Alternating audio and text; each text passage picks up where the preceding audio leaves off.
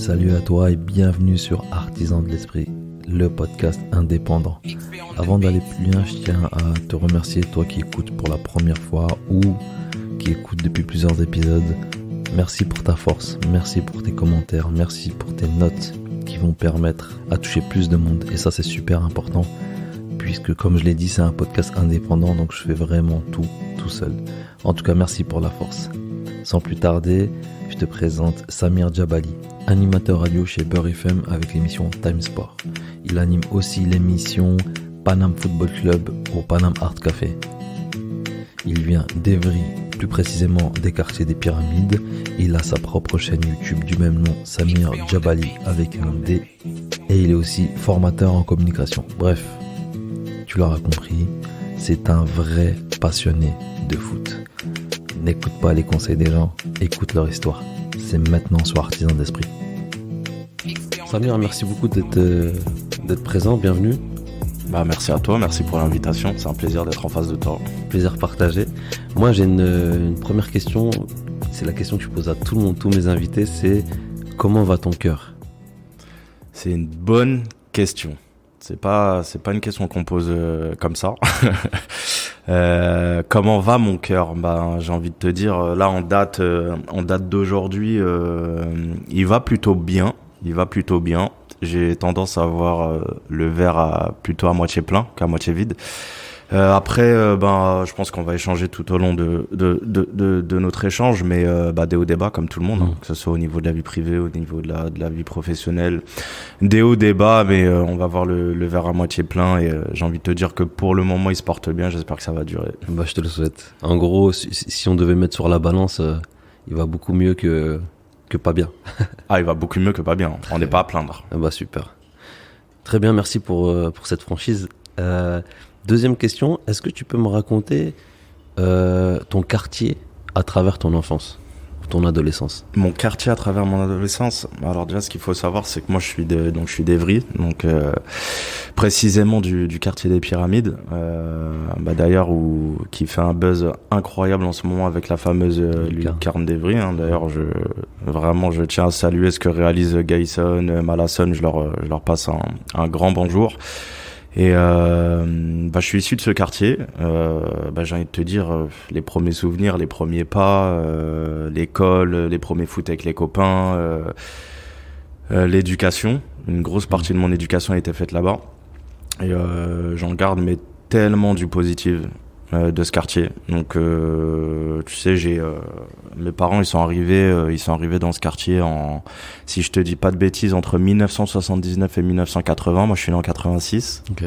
En gros, j'y suis né, j'y ai tout fait donc que des souvenirs incroyables et j'ai tendance à être super nostalgique et jusqu'à aujourd'hui, tous les moments que j'ai vécu dans ce quartier me manquent. Ouais. Et me manquent c'est vraiment des beaux souvenirs, des bons sentiments que j'ai de ma rue, de mon quartier, des foot que j'ai fait avec les copains. Il y a une solidarité incroyable entre tout le monde. Alors je sais que quand on parle de quartier, parce que voilà, les Pyramides à une époque, ça a pas fait que les beaux titres, ça fait aussi sujet office de quartier sensible, etc. Mais quand tu vois aujourd'hui ce qui s'y passe, pour moi c'est pas une surprise. Ouais.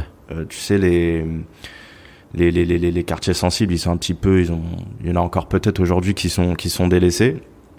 Mais connaissant tout le monde dans mon quartier depuis tout petit, aujourd'hui tu as évidemment des artistes, t'as des acteurs, des artistes, des footballeurs, des humoristes, des journalistes aussi également, mais pas que. J'étais aussi à l'école avec des amis qui aujourd'hui sont devenus avocates, professeurs, enseignants. Enfin, il y a tellement de talent dans ce quartier, ce qui fait que je suis tellement pas choqué du résultat que ça donne aujourd'hui. Bravo, super. Et ça fait maintenant 3-4 ans qu'à titre personnel, à titre professionnel, moi j'interviens une bonne partie de l'année à Évry aussi, et juste à côté de ce coin-là de la lucarne. Je tiens juste à passer un petit bonjour pour le travail à Sami Mesbah et toute l'équipe de la fabrique et tout qui font un travail de fou avec les jeunes. On les salue. Ouais. Est-ce que tu as une Madeleine de Proust qui te rappelle Évry ?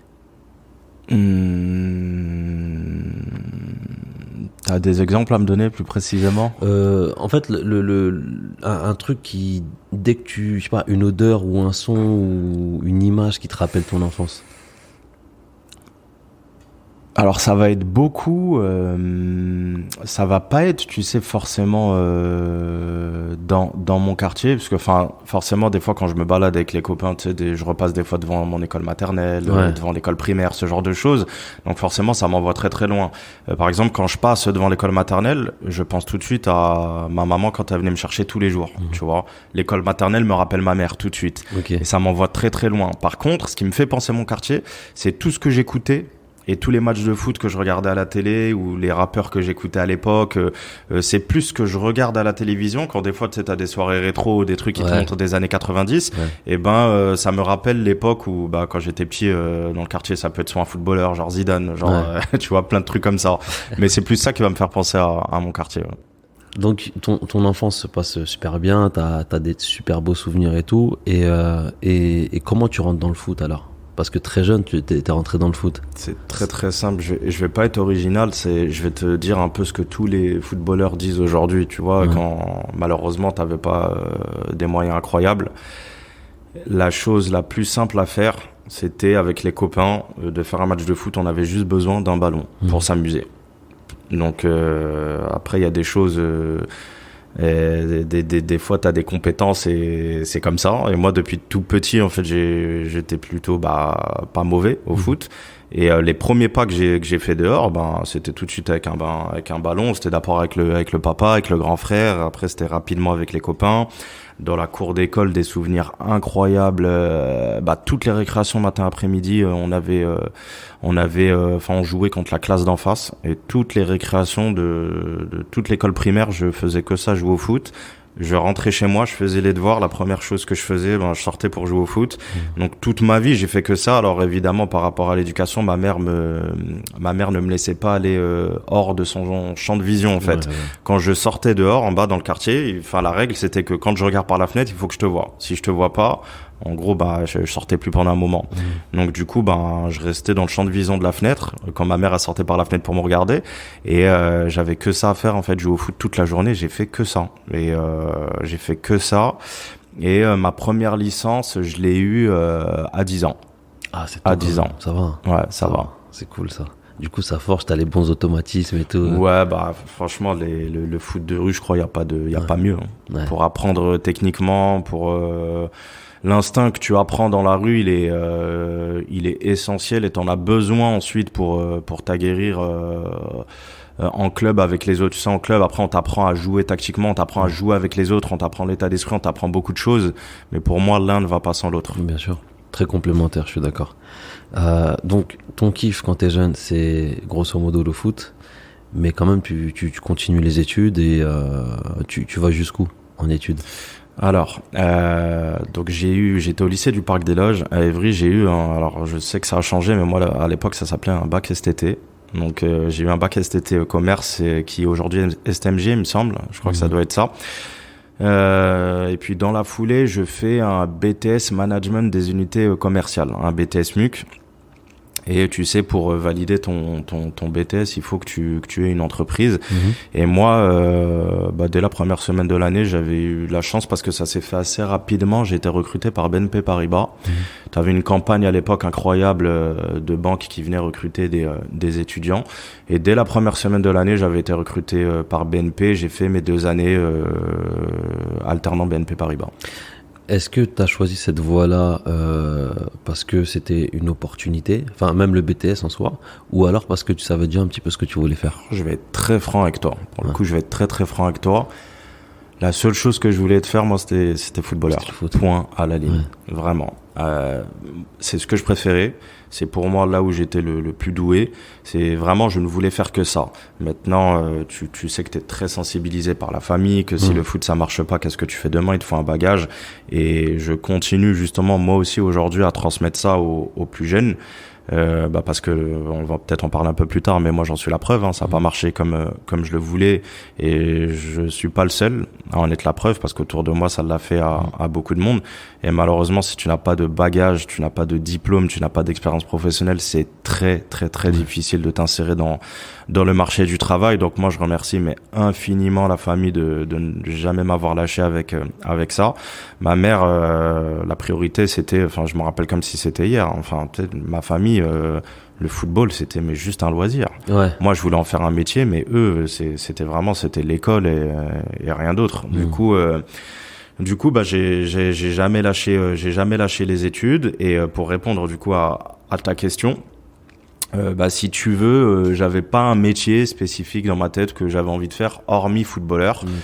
Du coup, j'ai choisi la voie du tertiaire parce que c'est ce qui me ressemblait le mieux en termes de compétences. Tu sais, je suis très à l'aise à l'oral, ce genre de choses-là. Et tu sais, en STT, tu travailles beaucoup. Tu travailles beaucoup des présentations orales. Donc et puis le tertiaire, c'est là où le marché de l'emploi était à l'époque le plus ouvert. Donc je me suis dit bon bah pourquoi pas m'orienter dans cette voie. Par élimination, c'était pas mon truc. J'étais loin d'être un scientifique. Donc par élimination, c'était le secteur tertiaire. Et puis BNP, c'était une opportunité. Clairement, c'est venu à moi. C'était une manière d'apprendre un métier et de ne pas galérer à trouver une autre entreprise, sachant que j'avais pas d'idée plus que ça. J'y suis allé. Ok. Et y a combien de pourcentage de réussite dans le sens où il y a des joueurs qui passent pro par an à peu près, parce que c'est très très minime. Alors c'est très très simple, j'en ai parlé il y a pas très longtemps, tu sais, j'ai été invité par un lycée. Okay. Et j'ai fait un échange avec des étudiants et t'en as beaucoup. Dans ces étudiants-là, ils avaient à peu près entre 16 et 18 ans dans l'amphi. Et donc c'est simple, t'en as 1 pour 3000.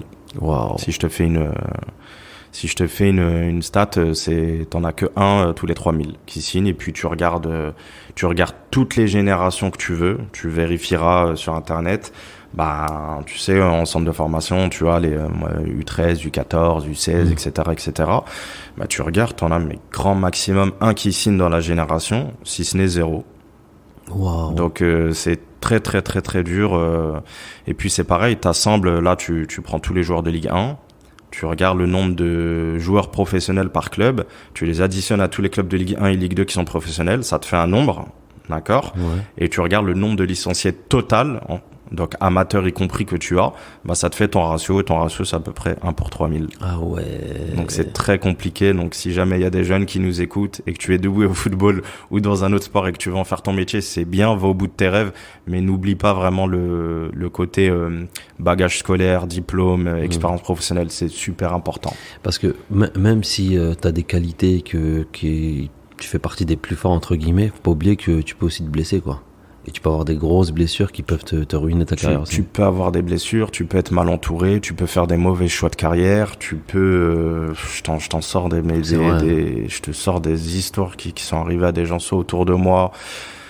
Même aujourd'hui, on peut même parler des joueurs qu'on a kiffé sur le terrain. Ouais. Bah, au final, ils ont pas eu la carrière qu'ils devaient avoir. La grosse question maintenant aujourd'hui, c'est pourquoi. Et le pourquoi, c'est la raison pour laquelle aujourd'hui, tu as beaucoup de métiers qui émergent autour du football. Tu as beaucoup de conseillers sportifs, tu as beaucoup de conseillers mentaux, tu as de préparateurs mentaux, préparateurs sportifs.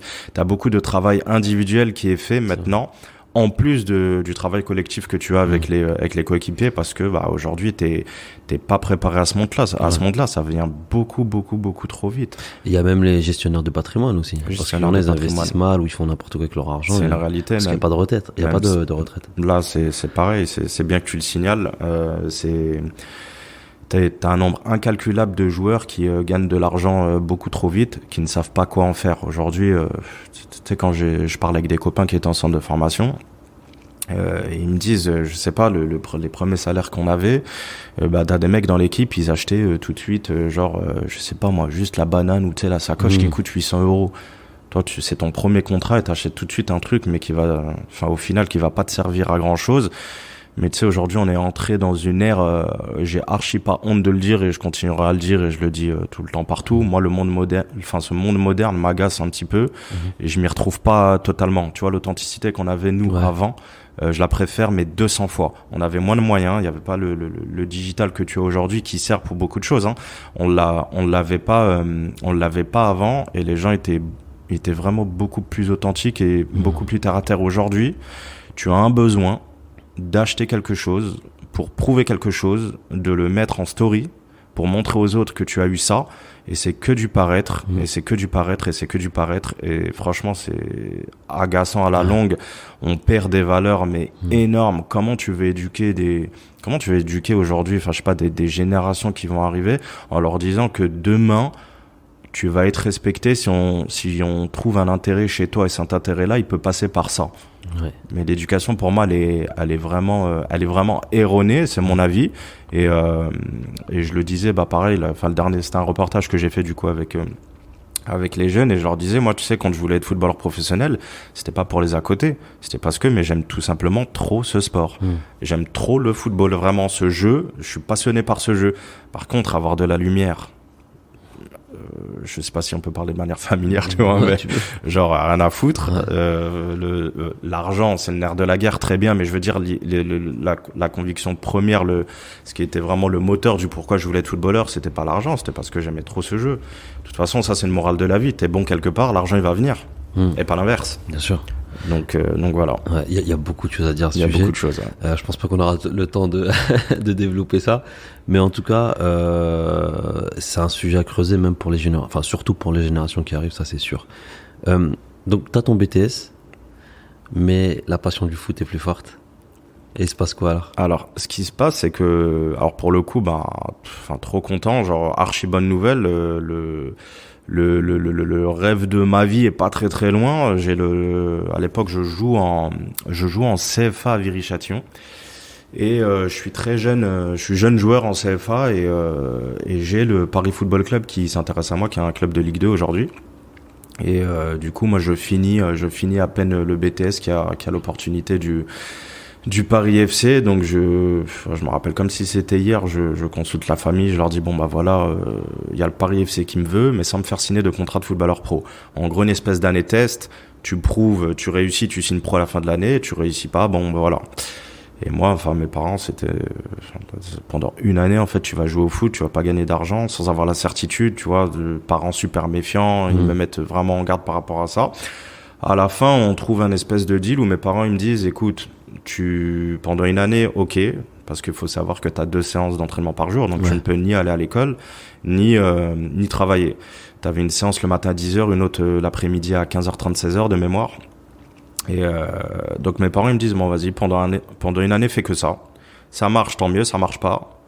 En gros, tu reprends quelque chose, quoi. Soit l'école, soit le travail, mais tu fais un truc à la fin de l'année. Le deal, c'était ça. Et pendant... À ce moment-là, quand tes parents te disent ça et que tu dis OK pour ce deal-là, est-ce que tu as une pression ? J'ai une pression, mais elle est archi positive. Ok. J'ai une confiance en moi incroyable où je me dis, à la fin de l'année, je signe. Okay, tu vois ? D'accord. Donc je me dis, ça va le faire. Le truc, il est tombé à un moment de ma vie, au moment parfait, en fait. J'avais fini, en fait... on va dire ce qu'il fallait acquérir en tant que bagage scolaire, je l'avais eu. Après, le reste derrière, c'était que du plus. Je pouvais entrer sur le marché de l'emploi. Donc l'opportunité était tombée à un moment parfait de ma vie où j'étais un petit peu plus mature. J'étais déjà un joueur qui, entre guillemets, allait percer sur le tard. Parce que moi, je suis issu de la génération de ces 86-87. T'avais déjà toute la clique des Benzema, des Ben Arfa, des Nasri, qui eux avaient tous signé pro à 17 ans. Toi, déjà 3-4 années plus tard, ça y est, t'es déjà un vieux, quoi. T'as pas signé, t'étais déjà un vieux. Alors qu'aujourd'hui, tu vois, le foot a changé. Aujourd'hui, c'est plus choquant qu'un joueur signe son premier contrat à 24 ans, 25 ans. Alors qu'à mon époque, non. Et du coup, non, j'ai une pression, mais elle est super positive. Ok. Donc c'est parti, tu vas et tout. Pendant un an, tu bosses, tu charbonnes. Et il se passe quoi alors ? Je fais une grosse année. Ouais. Alors, sportivement, je fais une grosse année, super content de moi, franchement, aucun regret, je pouvais pas donner mieux. Et fin d'année, tu sais, tu fais des espèces d'entretiens avec le coach, donc mon coach est encore aujourd'hui le joueur qui détient le plus de matchs en professionnel au Paris Saint-Germain, qui est Jean-Marc Pilarger. Donc à la fin, je fais un entretien avec lui et il me fait comprendre que tu signeras pas de contrat de footballeur professionnel, on te laisse à la disposition du club, mais tu signeras pas. À ce moment-là, c'est, tu vois, le sentiment positif que j'ai eu une année avant, tout l'inverse. Je suis passé alors ce qu'il faut savoir, on n'était pas en Ligue 2, on était en National à l'époque. Je suis passé du du sentiment positif à être pas très très loin, tu sais, du monde professionnel finalement. Ouais. Parce que si t'as si t'as quoi entre 19 et 23 ans et que t'es en national, t'es plus très loin pour aller au moins en Ligue 2, t'es pas très très loin. Et je passe de ça à après l'entretien avec le coach à complètement vouloir arrêter le football, plus vouloir entendre parler de ça. J'étais super jeune et c'est ce que j'ai fait derrière. Est-ce que c'est une forme de dépression, ça? Non. C'est une frustration, c'est une incompréhension, c'est de la déception, mais c'est pas de la dépression. Non. Ok. Et t'es expliqué pourquoi? Ouais. Ouais. C'est qu'il avait d'autres profils en tête, voilà, tout simplement. Les entretiens, ils te les font à un moment donné où le marché des transferts, tu sais, il s'ouvre, où tu peux recruter, tu lâches des joueurs, tu t'en recrutes d'autres. Et je pense aussi que, tu sais, les coachs, ils travaillent avec les mêmes agents à chaque fois. Donc je pense que c'était plus simple de récupérer un joueur que un de ses amis avait, etc. Voilà, quoi. Ouais. En gros, mais il y avait malheureusement pas de place pour moi à cette époque-là, et puis je me suis dit bon bah on va repostuler, on va reprendre la vie la vie de Monsieur Tout le Monde. Ouais. Et c'est ce que tu fais? Et c'est ce que je fais derrière. Je suis tellement déçu que je veux plus entendre parler de foot. Je me rappelle à l'époque, t'avais des coachs de CFA, CFA2 qui me contactaient. Je me suis dit franchement, j'arrête le foot, ça y est. En fait, en gros, pour répondre à ta question de la dépression, en fait, j'ai reçu un coup mentalement à cette époque-là. Mentalement, par contre, ça m'a affaibli. Ouais. Ça m'a grave affaibli, tu vois. Et je voulais plus entendre parler de ça. Et je me rappelle, comme j'avais fait un BTS et que j'étais alternant BNP, le chemin le plus facile pour moi de reprendre le marché de l'emploi, c'était de postuler là où on me connaissait le mieux, donc chez BNP Paribas. Donc du coup, après, tu vas me dire peut-être c'est un petit signe du destin, etc. Mais quand je postule, en 3 semaines, je suis déjà en poste en CDI. Okay. Parce que comme par hasard, quand je postule, ils avaient un besoin exactement du poste pour lequel je voulais avoir, et t'avais une personne qui allait en congé maternité. Donc ils avaient besoin de la remplacer dans l'immédiat, et quelqu'un qui était déjà formé, etc. Donc j'ai pris le poste en 3 semaines. 3 semaines. Et ça a duré combien de temps alors j'étais en CDI pendant 5 années. J'ai été embauché en janvier 2010, je crois, de mémoire, et j'ai démissionné en août 2014. Ok. Pour devenir ton propre patron. Voilà, c'est un peu ça. Alors pour le coup, s'il y a des banquiers qui vont nous écouter, tu sais, le milieu de la banque, c'est un bon milieu, c'est formateur. Franchement, j'ai passé des bonnes années, mais je pense que ça collait pas avec ma personnalité, mon caractère.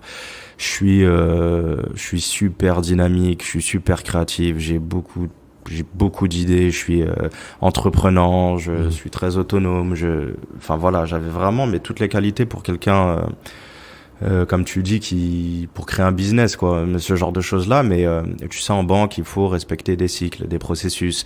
Tu as un poste, et si tu es bon, faut attendre entre 2 et 3 ans pour avoir le poste du dessus. Mais c'est en fait, t'arrives à responsable d'agence, il te faut 10 ans, quoi, avant d'y arriver. Et alors évidemment, moi j'ai pas eu un master cursus bancaire, donc parce qu'aujourd'hui tu peux devenir directeur d'agence en sortant des études. Okay. Juste, c'était pas mon parcours. D'accord. Donc moi, dans mon parcours à moi, forcément il fallait faire des cycles de 2-3 ans par poste pour y arriver. Pour moi, c'était beaucoup trop long. Je pense que l'humain est fait comme ça. Une fois que t'as acquis des compétences, t'as tendance à avoir, t'as le sentiment de t'ennuyer. Ouais, bien sûr. Et moi, m'ennuyer, je peux pas. Il y a un truc que je ne sais pas faire, c'est être dans l'effort. Je ne sais pas être dans l'effort. Ok. Vraiment. C'est-à-dire que si je suis là, c'est vraiment... Quand tu dis effort, c'est pas dépassement de soi, mais c'est juste... Je ne sais pas tricher dans ce sens-là. D'accord. C'est-à-dire que si je suis là, par exemple, Sama, je suis en face de toi, je suis super heureux de l'être. C'est pas un effort d'être là en face de toi, je suis trop content d'y être. C'est Samir qui est là avec son cœur, et je suis content d'y être. Et pareil, je me disais, mais t'imagines, t'es jeune, t'es dans les plus belles années de ta vie, et tu te forces à aller dans un endroit où t'as pas envie d'aller. Mais moi, je savais, j'étais persuadé que c'était pas ça la vie, et qu'il y avait encore possibilité de trouver un environnement où tu t'y plais. Ouais. Ça a duré combien de temps ce moment, entre le moment où tu commences à avoir cette petite voix-là, cette réflexion-là, Et le moment où tu prends la décision... Alors c'était une sage décision parce que ça faisait déjà 2 années que je l'ai mûri la décision, quoi. Okay. Dans mon premier poste, je m'y plaisais, j'apprenais beaucoup, donc c'est pour ça que j'ai eu le poste suivant. Donc j'ai changé d'agence. Et quand j'ai changé d'agence pendant une année, c'était super. Et à la fin de la première année, je commençais vraiment à m'ennuyer. Et je suis resté comme ça 2 ans à m'ennuyer. Et tu sais, c'est une première. Moi, c'est ce que je dis tout le temps aujourd'hui encore quand je fais des conférences à droite à gauche. On a un instinct, écoute-le. Ouais. Faut absolument. Alors faut s'écouter. Et il faut apprendre à se connaître aussi. Il y a des choses que tu es capable de faire et des choses que tu n'accepteras jamais de faire. Il faut absolument s'écouter. Ton instinct, il est pas là pour rien. Et les premiers sentiments, tu vois, négatifs que je commençais à avoir, ils sont jamais partis. Tu vois, si je me trompais, ils seraient partis à un moment donné, je serais parti sur autre chose, ils sont jamais partis. Et de là, une nouvelle réflexion. Je me suis dit, si t'es pas bien, il faut que tu partes. Par contre, si tu pars, tu vas pas partir pour rien. Ouais. Et le fait d'avoir attendu 2 ans, est-ce que c'est pas lié aussi à l'échec du foot? Dans le sens où tu t'es dit, certes c'est moins ce que je kiffe, mais au moins c'est une forme de sécurité. Alors ça, c'était, tu vois, beaucoup le sentiment de la famille, par exemple, ce que tu me disais, mais pas le mien. Moi, c'était vraiment, je suis super actif et tout. Être inactif pour moi, c'était hors de question. Démissionner pour rien, partir pour rien, pour s'ennuyer, c'est injouable. Il fallait que je parte, mais pour quelque chose, qu'il y ait un projet. Il me fallait vraiment un projet. Et du coup, c'est les 2 années que je te cite, c'était le temps de me dire, écoute, je veux plus être dans cet environnement. Et c'était le temps de me dire, est-ce que je fais bien? Est-ce que c'est la bonne décision? Et c'était le temps de réfléchir du coup à une porte de sortie, à un futur projet. Et ça a pris 2 ans. Et comment tu pourrais raccourcir ce temps-là si tu serais amené à le refaire? C'est une bonne question. Je pense que ce qui a accéléré ma décision, c'est le moment où j'ai su ce que je voulais faire. Parce que savoir que je voulais partir de la banque, ça, je l'ai su très vite. Donc ça, pour le coup, c'était pas très long. Je l'ai su très vite. Par contre, là où je voulais vraiment un peu sécuriser, faire attention, c'était sur la porte de sortie, ce que j'allais faire derrière. Et tu sais, toi je sais le parcours que tu as eu, et tu sais que t'as une longue recherche d'informations, tu vois, tu fais une grosse recherche documentaire d'informations pour être sûr de cadrer un peu ton futur projet. Ça m'a pris un peu de temps. C'est sûr qu'aujourd'hui, étant un petit peu plus vieux, peut-être que j'y serais allé un petit peu plus vite. Mais voilà, c'est le temps que j'aurais peut-être gagné, le temps de me dire j'ai envie de faire ça, ma recherche d'infos, combien de temps ça va me prendre. Ok, très bien, ça marche. Donc, tu quittes le milieu du travail pour te lancer. Tu te lances dans quoi? Dans le journalisme. Journalisme, enfin. C'est simple. Aujourd'hui, je suis super content de le dire. Ouais. C'est que je fais ce que j'ai toujours voulu faire de ma vie. Je suis totalement passionné par ce que je fais quand je me lève le matin. Je suis super épanoui. Donc, mon premier rêve, c'était d'être footballeur professionnel. Et si ça marchait pas, le deuxième, c'était toujours de garder un pied dedans. Et tu sais, comme je te l'ai dit, j'ai toujours eu des facilités à l'oral. J'ai toujours aimé ça. M'exprimer, parler des choses, parler de foot et du coup je me suis dit si je suis pas footballeur professionnel, l'idée c'est d'être journaliste sportif. C'est vraiment un métier qui me plaît énormément. Et comme depuis tout petit mon réseau principal vient du monde du football. Du coup j'ai commencé à me mettre dedans et puis le projet commençait à naître et voilà. Okay. T'as jamais été inquiet dans le développement de ce projet ou des autres projets que tu as eu auparavant? Non. Toujours sûr? Non, c'est une très bonne question. C'est une très très bonne question. Tu sais, parfois, tu as des gens qui ont des qualités, des compétences, mais qui n'ont pas confiance en eux, qui sont pas sûrs d'eux. Et du coup, ils réalisent pas leurs rêves, finalement, ce qu'ils ont envie de faire. Moi, je te dis sincèrement, et ça, c'est un truc que j'ai toujours eu, c'est pas un truc que j'ai développé, genre là, à l'âge adulte, etc. Même depuis tout petit, j'ai toujours pensé que la vie, elle valait pas le coup d'être vécue pour quelque chose, en gros, que t'avais pas vraiment envie de faire. Tu sais, pour moi, il faut un sens il faut donner un sens à ta vie. Ouais. Faut un kiff, le matin quand tu te lèves, faut un truc positif, que t'as envie de le faire. Et de toutes les façons, ça se ressent sur le marché, peu importe le travail que tu fais. Hein. Quand t'arrives au bureau, ça se ressent, quelqu'un qui fait la gueule ou pas, quelqu'un qui est content ou pas, tu vois. Et ça, tu vois, me réveiller le matin avec la boule au ventre ou autre, pour moi, c'était hors de question. Il fallait que je me réveille. Tu sais, des fois, je fais là jusqu'à aujourd'hui, des fois, je te fais des journées que j'aurais jamais accepté de faire quand j'étais en banque parce que j'aimais pas ce que je faisais. Mais aujourd'hui, je regarde pas le temps, je regarde pas la montre parce que tout ce que je fais, je kiffe. C'est un pur kiff. Donc non, ça c'est un truc que j'ai toujours eu en moi. J'ai jamais eu, tu sais, une crainte, un doute. Une fois que j'avais pris une décision, j'y allais à fond et toujours super confiance en ce que je fais. Après le reste, c'est sur le compte du destin. Ouais. Et ce qui est intéressant, on va le voir tout de suite là, c'est par rapport à ça. Donc tu te lances dans le journalisme. Et petit à petit, t'as plein d'opportunités qui se créent. Donc, t'es parti sur quoi au début et où est-ce que tu es aujourd'hui? Alors, encore une fois, il faut toujours une espèce de part de... Il y en a qui appellent ça la part de chance, d'autres du destin, tu peux l'appeler comme tu veux. Mais je suis contacté à l'époque par une chaîne franco-algérienne qui cherchait un chroniqueur franco-algérien pour parler de foot. Donc la présentatrice, elle m'appelle, elle me dit, bon voilà, elle me dit, écoute, nous on veut parler de foot, faut qu'on trouve un franco-algérien, etc., qui s'y connaît un minimum sur le foot et qui est intéressé par les sujets qu'on va traiter. Et voilà, on m'a parlé de toi, on m'a dit que tu joues au Paris FC, etc., est-ce que ça t'intéresse? Bon, moi, je lui dis, écoute, j'ai jamais fait de télé de ma vie, etc. Puis là, on fait un deal, elle me dit, écoute, viens une fois, tu kiffes pas, tu reviens plus. Je dis, vas-y, ok, on y va. Et je me rappelle, première émission, mais c'était tellement un pur kiff. En gros, je parle de ce que je sais faire de mieux, parler de football. Et puis de mémoire, on avait reçu un invité qui était assez sympa. Donc c'était le petit frère de Maître Gims pour l'anecdote. C'était ma première interview et c'était avec le petit frère de Maître Gims. Et du coup, il y avait une énergie positive en plateau. C'était archi bienveillant, ça s'est super bien passé. Et quand l'émission finit, j'ai vraiment un sentiment, tu vois, agréable et positif. Et comme je te le dis, il faut toujours s'écouter, tu vois. Ouais. Et j'ai eu un vrai sentiment positif. Je me suis dit, mais ça me va bien ce truc en fait. Je kiffe et tout. Le plateau télé, ça m'avait pas fait plus peur que ça finalement. Alors j'ai eu de l'appréhension, ça c'est normal, mais ça m'a pas inquiété plus que ça. Et du coup, je continue. Et pendant une année, je continue à faire des chroniques pour cette émission. Enfin, on commence à me positionner sur des événements. On commence à m'envoyer dans des interviews à l'extérieur avec des humoristes, par exemple. Après, j'avais fait une belle interview avec Jamil Le Schlag et qui nous régale aujourd'hui sur les réseaux. Et puis voilà, j'ai commencé vraiment à prendre un kiff pour ce métier d'interviewer les gens qui nous partagent en fait leur expérience.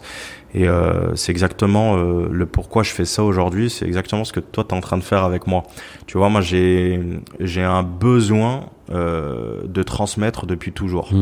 Et à travers les partages d'expériences de mes invités, j'ai un besoin de transmettre aux gens qui vont regarder les interviews. Et puis tu sais, mes interviews, je t'invite à les regarder sur ma chaîne YouTube ou sur mes réseaux. Mais c'est que des interviews, mais tout le temps bienveillantes en fait. Il y a toujours un message important à véhiculer. Et aussi, est-ce que c'est toi qui sélectionnes les invités tout le temps? Alors quand c'est pour ma chaîne, c'est moi qui l'ai choisi. Et quand, on va y venir. Effectivement, tu parlais d'opportunités. Mais quand c'est pour d'autres médias pour qui je travaille, on va dire, on réfléchit un petit peu à un panel d'invités à avoir et ça tourne régulièrement autour du monde du football, du journalisme, de la musique et de l'humour énormément aussi. Ouais. Voilà. Alors, on peut venir tout de suite. Alors, c'est quoi tes autres occupations? Parce que c'est plus des hobbies occupations que métier en vrai, tu vois. Ouais. Alors du coup, je fais mes interviews, je lance mon projet du coup et j'ouvre ma chaîne YouTube donc Samir Jabali et je commence à aller voir un peu tous les tous les footeux que je connais et puis je fais des interviews et là je vois que j'ai des retours positifs sur mes interviews. Je commence par des interviews face à face et à chaque fois que je faisais une interview, tu sais, de petit à petit j'avais des opportunités qui se présentaient. Donc je me rappelle, j'avais envoyé une petite série d'interviews qui avait bien marché et t'avais un match Algérie-Colombie à Lille qui était pas très loin et je décide de faire un micro-trottoir autour du stade. Tu connais la folie des supporters algériens.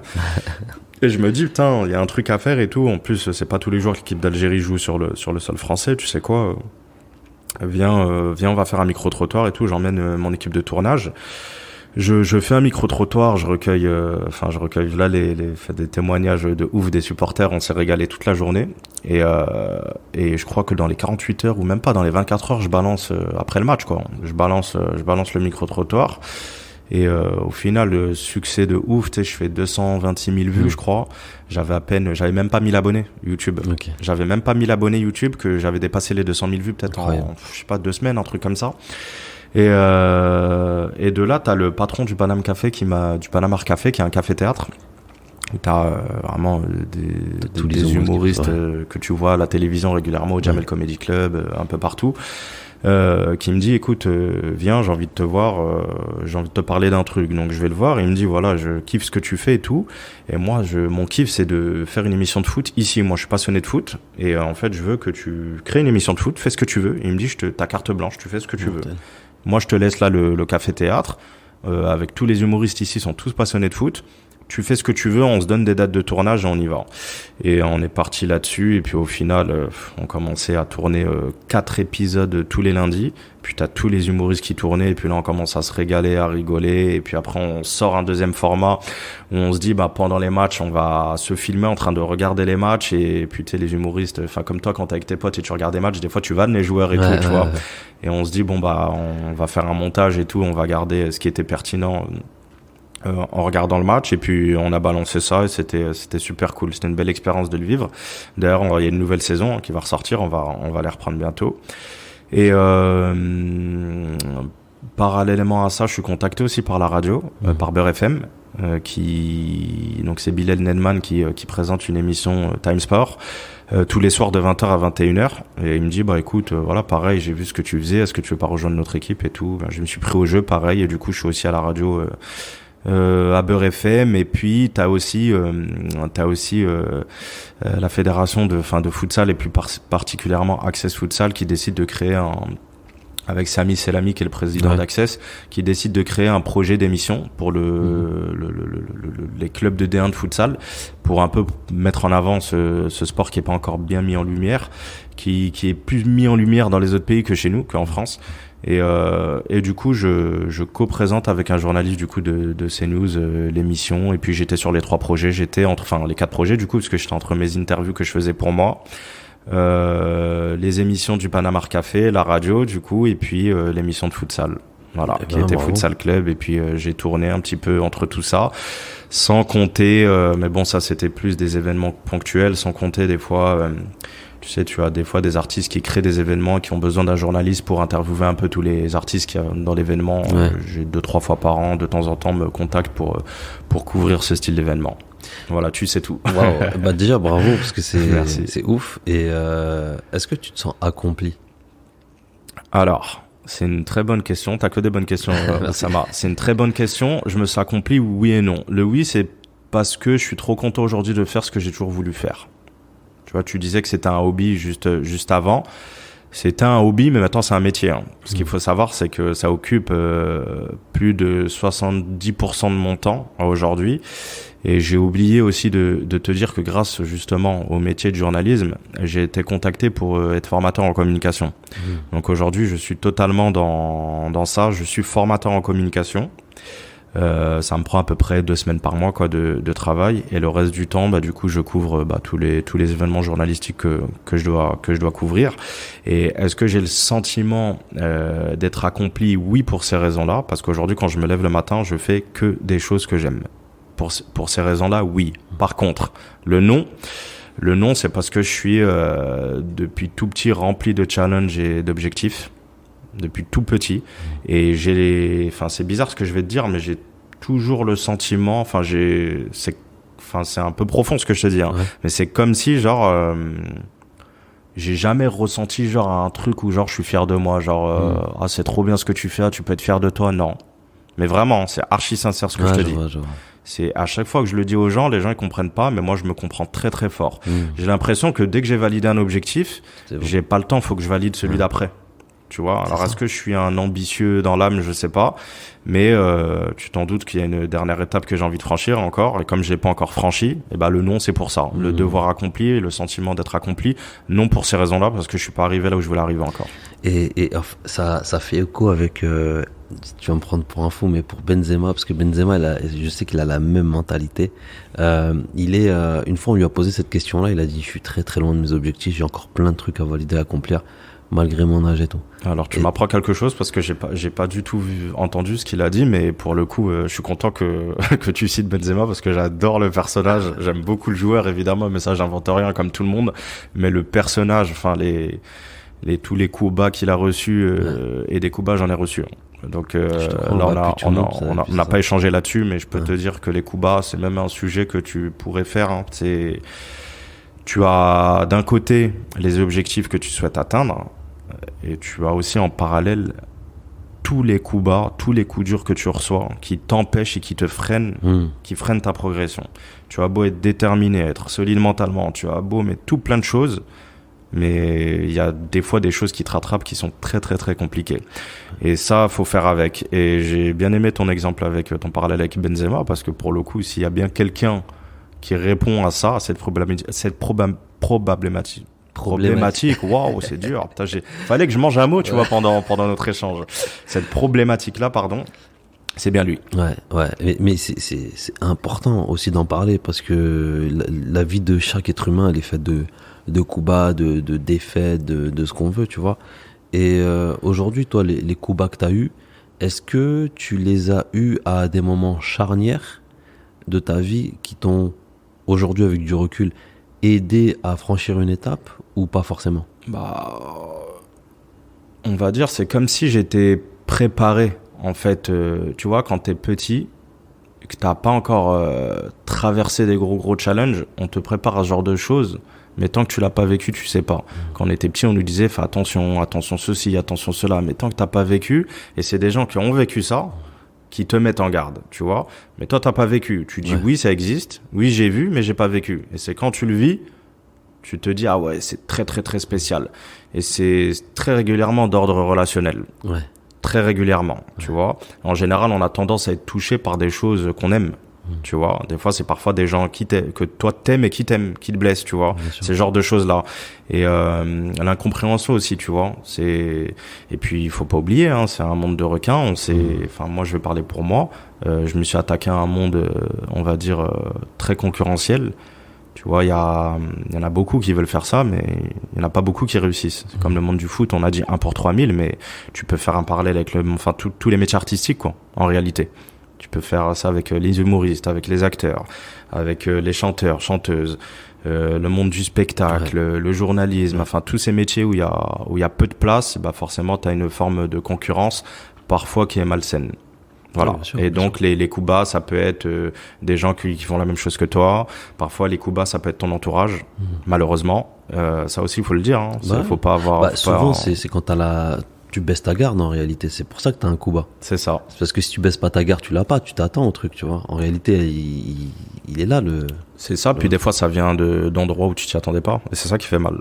Donc voilà, mais ça fait partie de la vie. Puis quand je te dis qu'on est préparé à ça, c'est que là, la minute où je te parle, je suis en face de toi, je suis en train de te dire que je vis ça, et malheureusement, je suis déjà conscient que c'est pas fini, et puis que je vais en avoir d'autres. Bien sûr. Et c'est que je pense que ça va avec tes ambitions, tu vois. Les coups bas que tu vas recevoir sont parallèles à tes ambitions. Plus je vais en avoir, plus je vais avoir de coups bas, mais je suis prêt à ça, quoi. Et c'est pas ça qui va m'arrêter, je tiens vraiment fortement à le dire. Ça s'entend. On peut tout me faire, tant que j'ai la santé, que je suis vivant, je m'arrêterai pas. Très bien, bah force à toi en tout cas. Merci. Est-ce que tu veux bien nous partager une anecdote à ce niveau, en termes de coups bas? En termes de coups bas, je vais parler dans le monde professionnel, tu vois, ça peut être des fois, je vais pas citer de nom parce que je suis pas là pour entre guillemets salir l'image des gens. Il y en a déjà qui le font assez bien, tu vois, donc je vais pas prendre ce rôle-là. Par contre, tu sais, des fois, tu fais une interview, tu fais des choses et tu reçois des messages de félicitations de certaines personnes. qui à la base sont très avenantes avec toi, t'as l'impression qu'elles te kiffent, elles te félicitent et tout, non, mais des fois ces gens-là qui te félicitent, c'est pas forcément des gens bienveillants à ton égard, tu vois. Et le jour où t'échanges et tu vois ces gens-là ils te demandent beaucoup d'informations, beaucoup de choses, etc. Tu vois. Et le jour où toi tu demandes une chose alors que la personne t'a demandé 32 choses, tu demandes une chose, on te passe pas le contact. Par exemple, j'ai fait un reportage que moi j'ai kiffé sur le Paris Saint-Germain. Ouais. J'ai fait un petit reportage, j'ai pris un kiff et tout, et j'avais besoin d'un contact pour compléter ce reportage-là. Et tu vois, j'ai des retours de telle ou telle personne. Ok, c'est bon, t'as des invités incroyables. Momo Sissoko qui est passé par le PSG, Liverpool, la Juve, t'es le mec, c'est une star et c'est lui qui est humble, tu vois. Et t'as des gens vraiment qui sont des personnes concrètement, mais t'as l'impression que tu parles à je ne sais qui. Tu vois, c'est horrible ce genre de choses. Et puis des fois, tu vois, tu demandes des contacts à des gens à qui t'as rendu service, et soit qui te laissent en vue, tout simplement parce que si je te donne ce contact-là, ça peut marcher ton truc. Si ça peut marcher ton truc, j'ai pas envie de te mettre en lumière, moi. Tu vois, t'es un concurrent quelque part.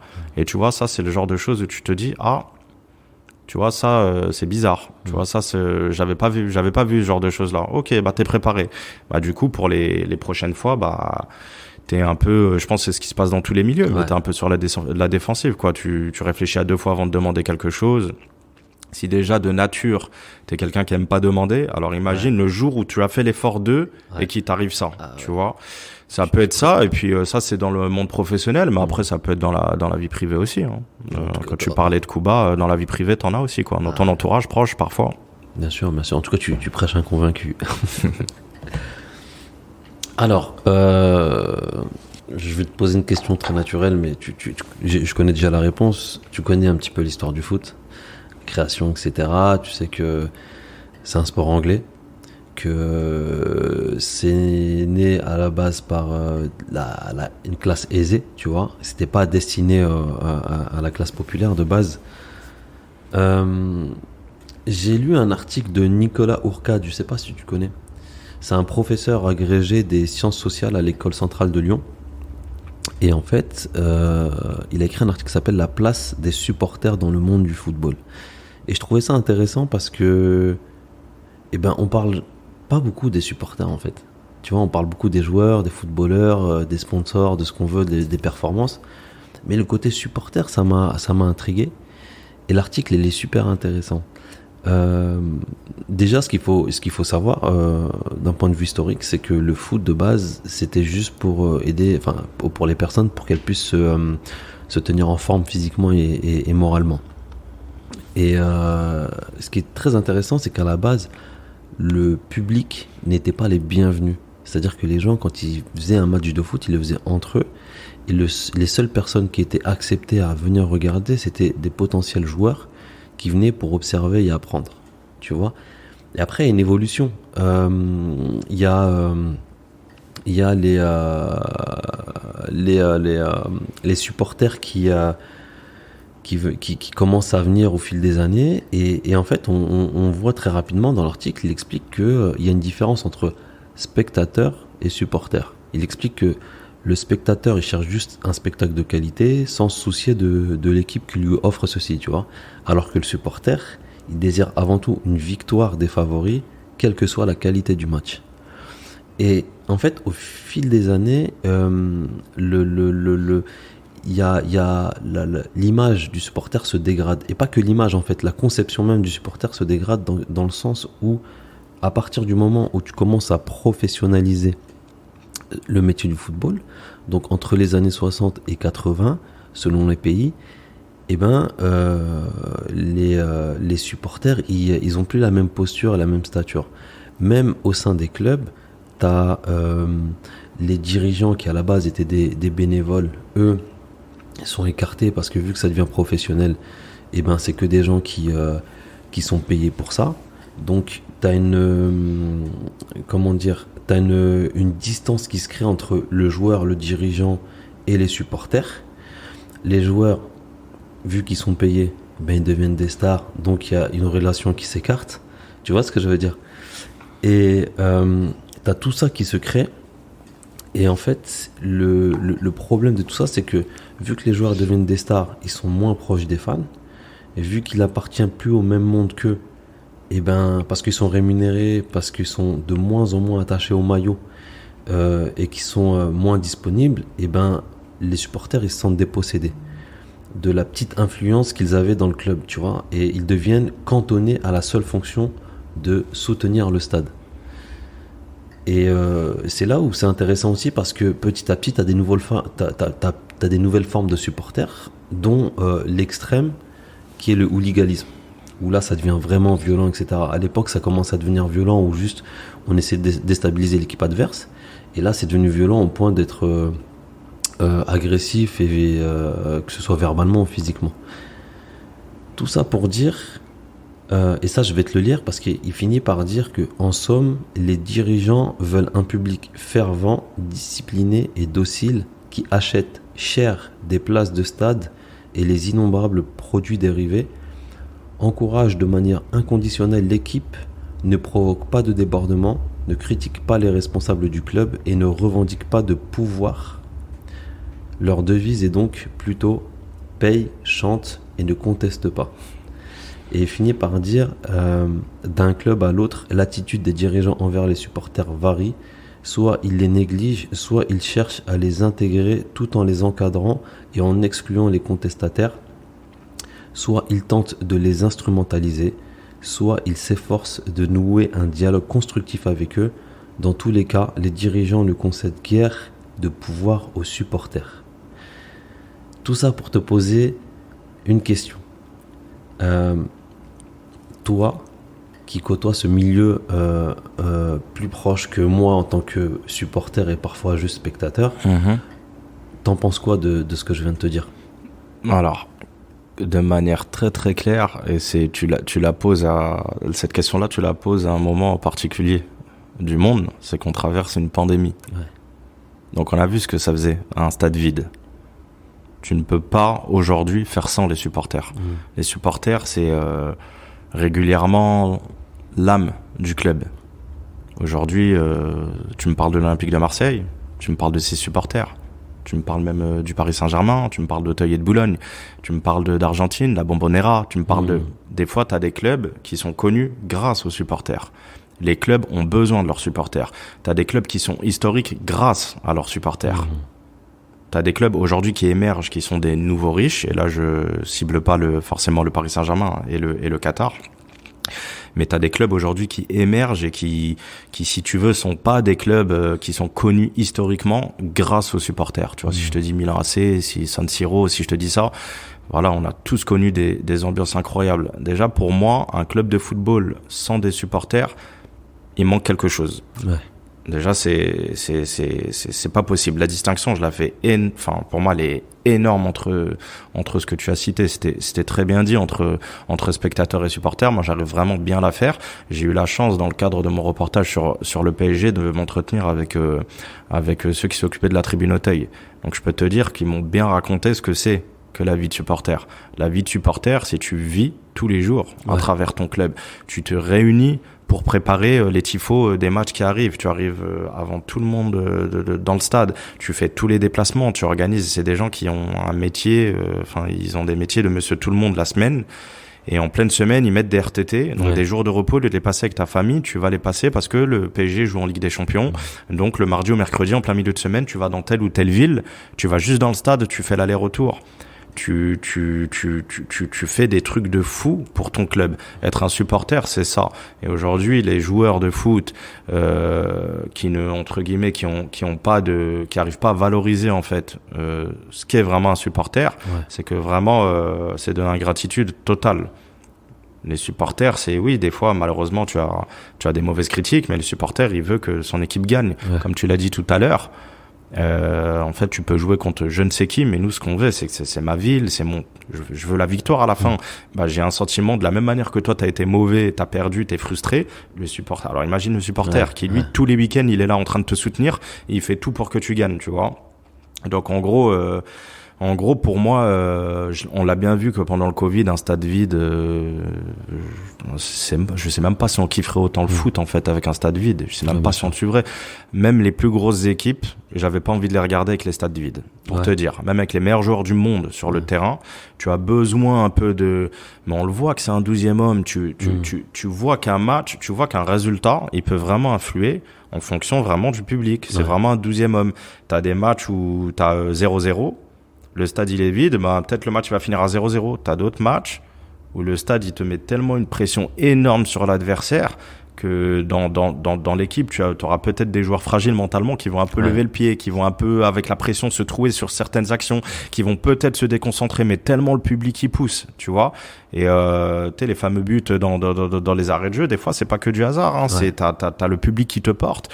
Et mais tu l'as bien dit, j'ai bien aimé ce que tu as dit, tu vois, c'est vrai que souvent on a tendance à parler des acteurs, mais c'est aussi un acteur en fait, le supporter du monde du football.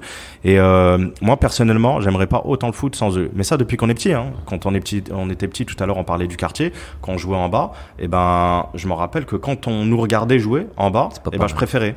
J'aimais bien, comme il y a un intérêt qu'on me portait en fait, tu vois. Alors imagine aujourd'hui, c'est un métier public.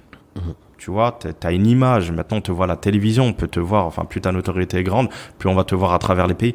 Mais t'imagines. Donc non, moi, franchement, si j'ai un gros message à passer aux supporters, force à vous. Continuez à faire le travail que vous faites. J'ai même pas envie de parler des comptes. On a partout. Surtout que là, en Ligue 1, si tu suis un petit peu l'actualité, t'as des bagarres dans tous les sens là en ce moment, dans tous les stades. Je sais pas si t'as suivi. Non, j'ai pas suivi ça.